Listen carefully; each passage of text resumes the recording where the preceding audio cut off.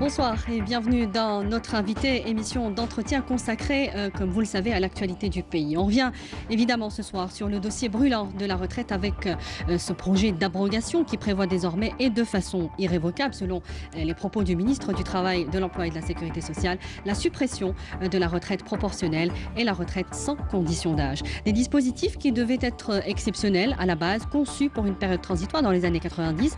Retour donc à la règle de l'âge minimum de la retraite, les 60 ans en vigueur depuis 1983. Des abrogations qui, vous le savez, suscitent des interrogations, voire des inquiétudes, malgré les assurances sur le maintien des avantages sociaux, car aujourd'hui, au-delà des acquis sociaux des retraités, il est carrément question de la pérennité du système des retraites dans notre pays. Et au niveau de la Caisse nationale des retraites, tous les voyants sont rouges. On va tenter de comprendre un petit peu mieux la situation avec notre invité ce soir, Slimane Melouka, directeur général de la Caisse nationale des retraites. Bonsoir, Slimane Melouka. Merci d'avoir accepté notre invitation. Je me dois. Alors, il y a un an, pas jour pour jour, mais assez précisément, vous aviez donné une interview à la radio nationale. Et lorsqu'on parlait de la CNR à ce moment-là, vous évoquiez la CNR en pleine modernisation, en pleine informatisation, l'amélioration notamment des structures de proximité, des prestations d'accueil. Comment se fait-il qu'un an plus tard, on en soit à parler de la faillite de la CNR? Très bonne entrée en matière. Excusez-moi. Effectivement, il y a de cela un peu plus d'une année, on avait parlé du fait qu'il y avait toujours un équilibre financier en matière de prise en charge des retraites. Pourquoi? Le pourquoi de la chose d'abord. Pourquoi la question nous avait été posée à l'époque? Parce que depuis quelques années, nous avions remarqué une affluence qui devenait galopante en matière de demande de droit au départ dans le cadre de la retraite proportionnelle et sans condition d'âge, ce qu'on appelle les dispositifs de pré-retraite. Et donc, notre passage, en fait, c'était pour apaiser le citoyen, parce que cette situation qui a été engendrée par un phénomène, par plusieurs phénomènes à l'époque, notamment les augmentations de salaire de 2012 qui ont donc favorisé l'augmentation des montants des pensions de retraite, avait poussé beaucoup de gens à partir en retraite et bénéficier de pensions assez conséquentes. Mais malheureusement pour nous, et malgré le fait qu'on avait voulu rassurer la population, les rumeurs qui circulaient à l'époque en disant qu'il allait y avoir des réformes de manière profonde en matière de retraite ont fait qu'il y a eu cette frénésie en matière de dépôt de dossiers, au point où nous sommes arrivés à un dépôt de 7 dossiers sur 10 dans le cadre de cette ordonnance. C'est-à-dire sur 10 dossiers déposés, 7 dossiers concernant la pré-retraite. Ce qui a engendré... C'est sur la base des rumeurs, avant même que vous communiquiez sur ce qui allait se passer.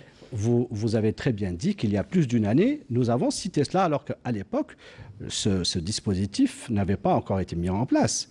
Mais les rumeurs circulaient bon train sur le fait qu'il risquait d'y avoir de grandes réformes en matière de retraite.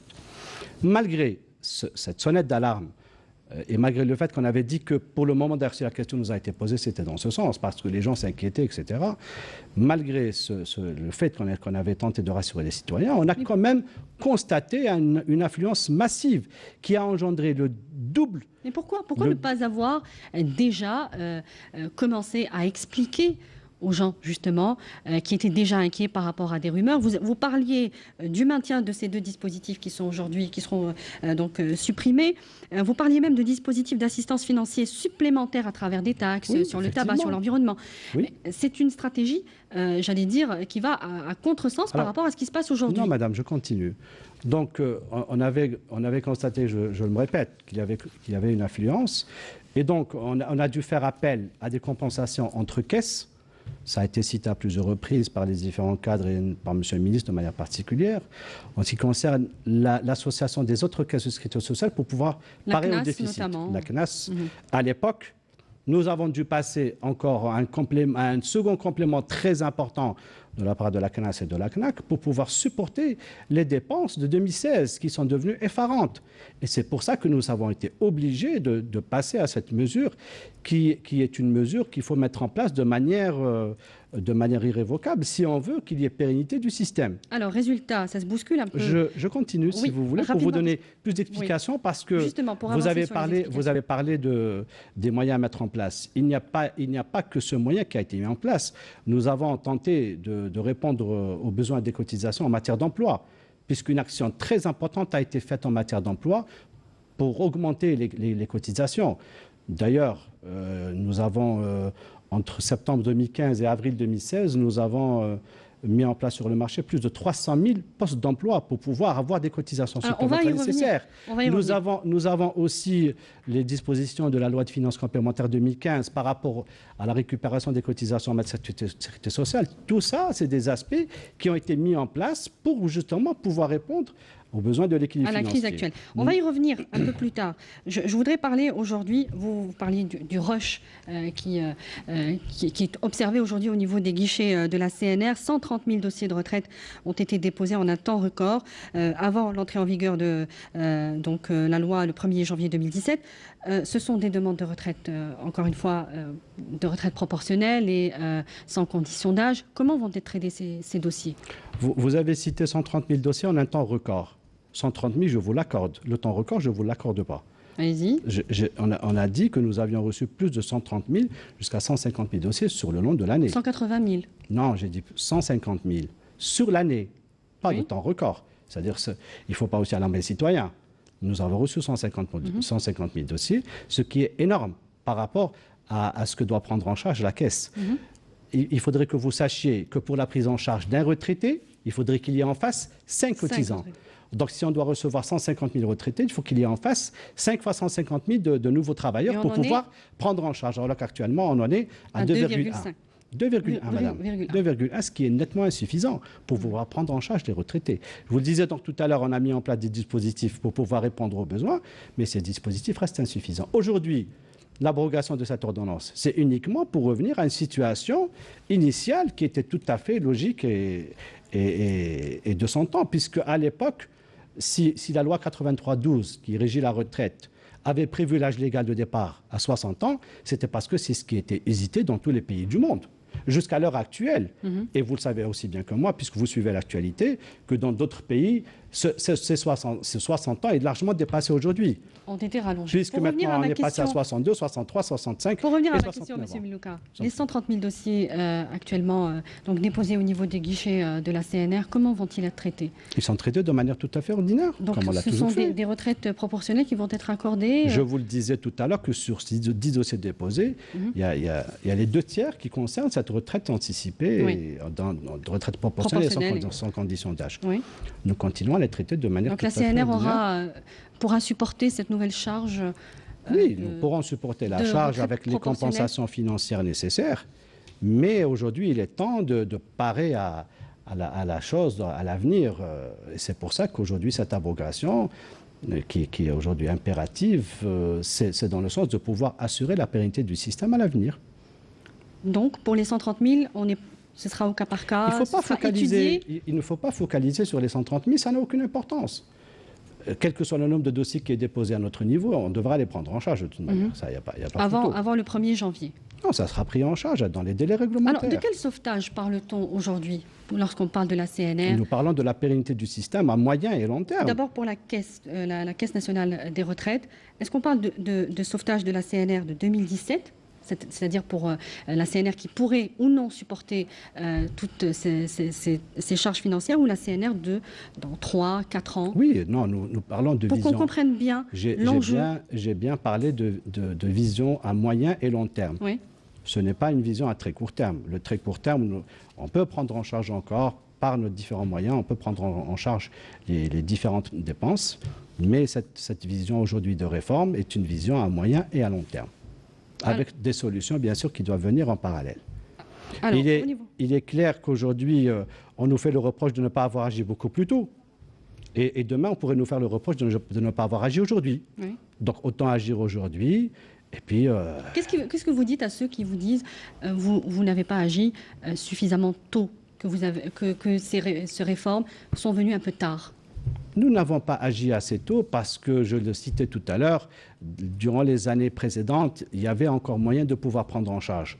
Mais cette affluence massive, et je vous disais, cette frénésie de partir en retraite à un âge très précoce, a engendré le déficit qui risque de se creuser dans les années à venir. Et c'est pour pallier à cela aujourd'hui qu'il est temps donc de prendre des mesures palliatives. Et ces mesures palliatives que je voudrais expliquer aux citoyens, parce que c'est important qu'ils sachent à quoi s'en tenir. Aujourd'hui, en fait, cette disposition qui a été prise en 1997 suite à une conjoncture économique particulière à l'époque, aujourd'hui n'est plus d'actualité. À l'époque, l'espérance de vie était plus réduite. À l'époque, il fallait donc résorber le chômage. Et donc, c'est pour ça que cette disposition avait été mise en place. Et le nombre qui était à l'époque, en 1997, de 11 000 bénéficiaires de ce dispositif est passé aujourd'hui à plus de 900 000 bénéficiaires, contre 800 et quelques mille bénéficiaires dans le cadre de la retraite normale à 60 ans. C'est pour vous dire. Alors, imaginez, en 1997, on était à 11 000 bénéficiaires du système sur un global de 400 000 bénéficiaires. Aujourd'hui, vous avez 900 000 bénéficiaires du dispositif contre 800 000 bénéficiaires du dispositif à 60 ans. Alors, par rapport aux inquiétudes des travailleurs, et aujourd'hui, nous avons connu deux débrayages au niveau notamment de la fonction publique, car c'est là où il y a où la population active y est la plus nombreuse. Est-ce que vous comprenez justement leurs inquiétudes par rapport à la perte de leurs acquis sociaux? Ce n'est pas un acquis social au sens propre du terme. À situation exceptionnelle, mesure exceptionnelle. Et puis quand on voit qu'un système ne peut pas être pérenne, on est obligé de prendre les dispositions réglementaires et les dispositions nécessaires pour assurer la continuité des paiements pour nos retraités. On ne comprend pas aujourd'hui où est l'inquiétude du travailleur. Le travailleur devrait s'inquiéter s'il perd son emploi. Mais qu'est-ce qu'il va perdre, cet employeur? Cet employé qui a travaillé 20 ans ou 25 ans, nous nous inquiétons pour la situation des gens qui travaillent dans des conditions difficiles. S'ils doivent partir à un âge précoce par rapport à 60 ans, il y a des dispositions qui seront prises puisqu'il y a une commission qui siège actuellement pour les métiers à haute pénibilité pour qu'ils puissent partir avant l'âge du fait que ces métiers usent la personne et donc forcément elle doit bénéficier d'un certain avantage en matière de dérogation d'âge. Alors qu'est-ce qui va se passer pour expliquer clairement aux travailleurs? Est-ce qu'on va cotiser plus? C'est ce que vous dites ce soir? Lorsqu'on part à 60 ans ou avant 60 ans. Parce que on est là ce soir pour expliquer, pour dissiper un petit peu les inquiétudes des uns et des autres. Est-ce que la cotisation, le taux de cotisation va augmenter par rapport à ceux qui partaient avant l'âge légal de retraite? Il n'y a aucun changement. Même la retraite proportionnelle au sens propre du terme, elle ne change pas. C'est l'âge d'ouverture de droit qui va changer. Précédemment, pour pouvoir bénéficier d'une retraite. Alors je reviens aux années 83. Pour bénéficier d'une retraite, l'âge minimal requis était de 60 ans. Déjà, à l'époque, il pouvait bénéficier d'une retraite proportionnelle s'il avait un temps minimal d'activité de 20 années. Et puis bénéficier d'une pension complète s'il avait 32 ans d'activité. Ça, c'était dans les années 80. L'abrogation, quand elle est venue, l'ordonnance, pardon, quand elle est venue en 97, c'était pour modifier l'âge de départ à la retraite. Donc, dès 50 ans, l'employé avait le droit ou a le droit de pouvoir partir en retraite avec la condition d'avoir travaillé minimum 20 ans et de pouvoir bénéficier ainsi soit d'une retraite proportionnelle s'il a moins de 32 ans de service ou d'une retraite complète s'il a 32 ans de service. Ce qui change aujourd'hui, ce n'est pas ces dispositifs puisqu'ils sont toujours de vigueur, c'est le départ à la retraite qui est passé à 60 ans. Alors, celui qui est aujourd'hui à 60 ans a deux possibilités. S'il a 32 ans de service révolu, donc il part avec une pension complète. S'il a moins de 32 ans de service, il a même la possibilité de rester au-delà des 60 ans pour pouvoir avoir sa pension complète et atteindre les 32 ans de service. Pour celui qui a 55 ans ou 56 ans, moi j'ai compris votre question, quelqu'un qui a 55 ans ou 56 ans et qui a déjà atteint 32 ans de service, lui permettant d'avoir une pension complète à 80%. Le fait qu'il reste encore en activité 4 ans ou 5 ans. Même s'il va cotiser encore plus, mais son assiette de calcul de la pension de retraite va augmenter. Puisque dans le calcul de la pension, nous prenons comme base de calcul les 5 dernières années d'activité ou les 5 meilleures années d'activité. Donc quand il part à 60 ans, s'il a 56 ans et il a 32 ans de service, s'il ajoute les 4 années, il va forcément augmenter son assiette de cotisation. Il va en bénéficier, mais je parlais plus du taux de cotisation qui pourrait augmenter avec les réalités économiques du pays. Le taux de cotisation qui a... Pas le taux de cotisation, le taux de la retraite, le taux de la pension, vous voulez dire. Je parle 80%. Oui, non, je ne parle pas du taux de remplacement, je parle du taux de cotisation. Oui. On cotise avec un taux particulier, précis, voilà, précis, donc qui pourrait augmenter au fil du temps, avec notamment peut-être le manque d'emploi pour remplacer donc les retraités. C'est de cotisation que pourrait s'inquiéter aujourd'hui, qui pourrait inquiéter aujourd'hui les travailleurs. Aucun aspect n'a été évoqué par rapport à l'augmentation des cotisations. La question n'a pas du tout été évoquée, il n'y a pas du tout d'actualité. Les seuls dispositifs qui vont changer, les seules choses qui vont changer pour être plus clair avec le citoyen ou avec le téléspectateur, c'est que le bénéfice de la retraite aujourd'hui, à part si l'abrogation de l'ordonnance est exécutive, au lieu de bénéficier, c'est-à-dire la condition minimale requise, ça sera d'avoir l'âge de 60 ans pour pouvoir prétendre à la retraite. Oui. Et le deuxième acquis, je vous l'ai dit tout à l'heure, c'est de pouvoir rester au-delà des 60 ans pour pouvoir augmenter sa pension de retraite s'il a moins de 32 ans de service. Associé à cela, il y a le côté des métiers pénibles qui est pris en considération pour la dérogation d'âge pour ceux qui peuvent en bénéficier. Et puis, il y a un autre dispositif qui va être mis en place pour les métiers à spécificité technique, pour les métiers déficitaires, etc. Ce sont les seuls dispositifs qui figurent dans le projet de loi. Donc, ce qu'on garantit aujourd'hui aux travailleurs, c'est qu'on va cotiser plus longtemps, mais avec le même taux de cotisation. Bien sûr, le taux de cotisation ne change pas. N'est pas d'actualité. Tant qu'on est actif, on est cotisant. Et vous, à titre de rappel, je précise que le système est un système de solidarité intergénérationnelle. Oui. Aujourd'hui, les travailleurs cotisent pour les retraités et ainsi de suite. Donc, alors, comment expliquer justement que nos retraités courent chercher du travail après leur retraite? Pourtant, on sait aujourd'hui que le système de retraite algérien est l'un des plus généreux. Comment l'expliquer? Parce qu'ils partent jeunes. Parce qu'ils bénéficient du dispositif. Ils partent à 52 Encore une fois, ans, 53 ans. Le départ avant les 60 ans, c'est oui, ça qui leur permet de repartir vers une seconde activité, donc d'avoir d'un côté une pension de retraite et d'avoir de l'autre côté un salarié, et empêcher le jeune universitaire ou le jeune qui est sans emploi de pouvoir bénéficier d'un poste d'emploi. Alors, quelques années plus de cotisation, c'est ce qui va permettre un équilibre. Deux dispositions. D'un côté, on va limiter les dépenses, parce qu'on aura donc moins de partants en retraite. On aura des gens qui vont partir à 60 ans. Donc d'un côté, on va pouvoir limiter les dépenses, pour pouvoir prendre en charge les retraités actuels et ceux qui vont avoir leurs 60 ans.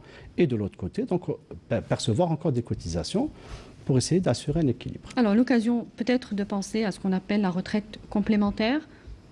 Oui, ça c'est une disposition qui est actuellement à l'ordre du jour. Elle est étudiée pour pouvoir assurer justement une retraite complémentaire pour les gens qui le désirent, bien sûr. Parce que ce n'est pas une retraite obligatoire, une retraite complémentaire, donc c'est aux gens qui cotisent en ce sens. Mais est-ce qu'on peut dire aujourd'hui qu'on y pense sérieusement pour... Il faut y penser. Bon, ça c'est un aspect qui n'est pas pris en charge par la caisse de retraite.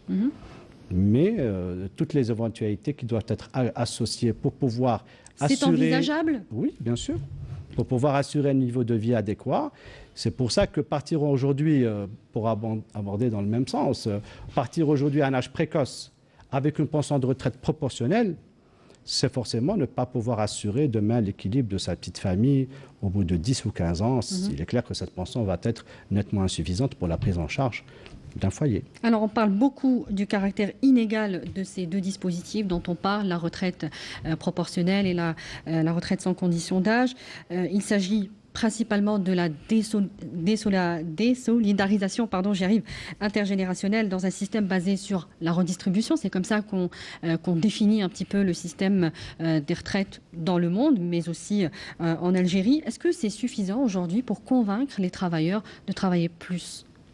Lorsqu'on met un petit peu sur leur dos ce caractère de solidarité, cet élément de solidarité. Oui. Écoutez, aujourd'hui, je pense que la chose est claire.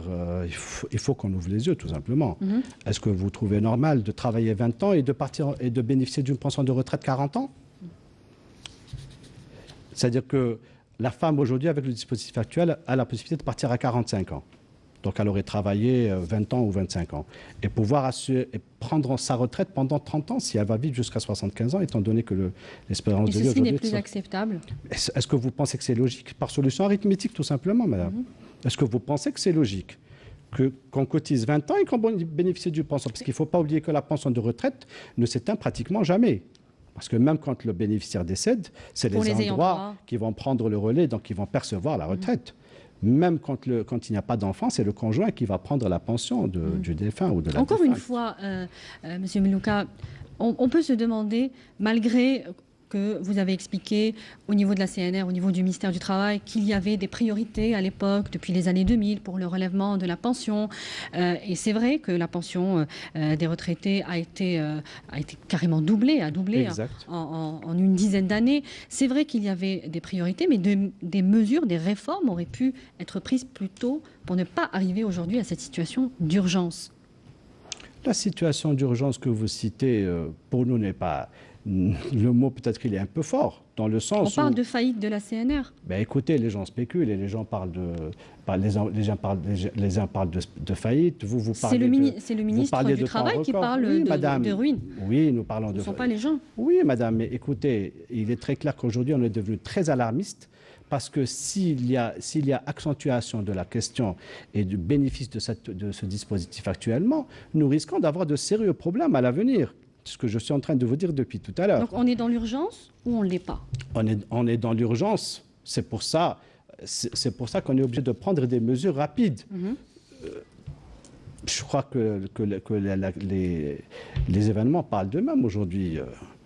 Je vous ai cité tous les paramètres par rapport aux dépenses, par rapport aux normes internationales, par rapport aux âges. Partir à 45 ans en retraite, je crois que ça n'existe nulle part dans le monde. Oui.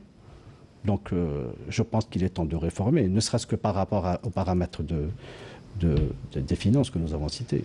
Alors, est-ce qu'on peut dire aujourd'hui que la CNR, on le sait, peut compter sur la solidarité des autres caisses, notamment la CNAS qui a sauvé un petit peu, vous le disiez avant qu'on rentre sur le plateau, vous lui devez la survie et la vie. Donc la CNAS et la CASNOS qui sont là pour aider la CNR. Est-ce qu'on peut dire aujourd'hui que plus que le chômage, c'est l'informel qui cause le plus de tort aujourd'hui à la CNR? Ce n'est tout d'abord pas la CASNOS qui est associée pour les dépenses, mais c'est la CNAC, madame. La CASNOS, elle a un système de retraite particulier. Les non-salariés. Si la CNR mettait en place les dispositions de la CASNOS, je crois que ça serait beaucoup plus difficile pour nous de prendre en charge, puisque les retraités non salariés, eux, partent à 65 ans. Ils ne peuvent bénéficier de leur pension de retraite qu'à partir de l'âge de 65 ans. Oui. C'est pour vous dire qu'il y a une différence. Et puis l'assiette de cotisation est sur 10 ans au lieu de 5 ans pour la CNR. Oui. D'accord, madame? Mais il y a un recouvrement au niveau de la CASNOS en ce moment qui a très bien marché. Si la CNR prenait les gens à partir de l'âge de 65 ans, je pense que les choses parleraient d'elles-mêmes. Aujourd'hui, on veut revenir à 60 ans et déjà une réaction populaire très importante. Vous imaginez si on va jusqu'à 65 ans. Mais bon, donc je vous disais que c'était la CNAS et la CNAC, bien sûr, parce que, comme j'ai expliqué tout à l'heure, donc les cotisations sont versées au niveau de la CNAS. Et donc la CNR bénéficie de la quote-part retraite qui représente aujourd'hui 18-25% sur le taux global des cotisations. Et il est clair, comme c'est notre bailleur de fonds, donc quand on a des soucis des difficultés, c'est la CNAS qui peut donc nous compenser. Mais bien sûr, la CNAS elle-même ne peut pas prendre en charge indéfiniment le déficit de la CNR. Donc c'est pour ça qu'aujourd'hui, on est en train de mettre des mesures palliatives. Oui, par rapport à ce qu'on disait, au-delà du chômage, parce qu'il faut de la création d'emplois, c'est ça le véritable fond du problème de la CNR, et l'activité parallèle qui cause du tort à la CNR. Un mot sur ça puisqu'on termine notre émission. Le taux de chômage est passé de 11,2 au mois de septembre 2015 à 9,9 au mois d'avril 2016. C'est pour vous dire qu'il y a une très grande action qui a été menée en matière d'emploi. Je vous le disais aussi, il y a eu plus de 300 000 postes d'emploi créés, justement pour pouvoir répondre aux besoins. Mais maintenant, quand vous avez en contrepartie plus de 130 000 partants, 150 000 partants par année, faites le parallèle. Si on pouvait réduire à 50 000 par temps, on pourrait créer l'équilibre. Et c'est tout le mal qu'on souhaite pour la CNR. Slimane Melouka, vous êtes directeur général de la Caisse nationale des retraites. Merci d'avoir répondu ce soir à nos questions. Merci à vous. Merci à vous également de nous avoir suivis. On se retrouve dès la semaine prochaine pour une nouvelle émission. Très bonne suite des programmes sur notre chaîne. Bonsoir.